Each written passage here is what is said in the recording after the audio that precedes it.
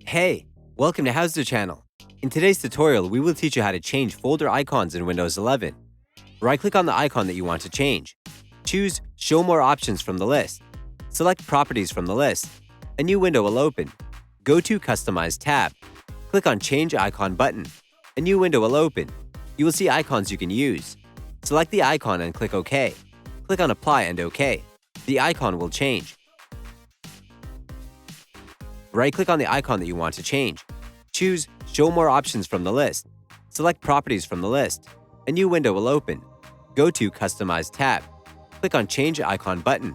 A new window will open. You will see icons you can use.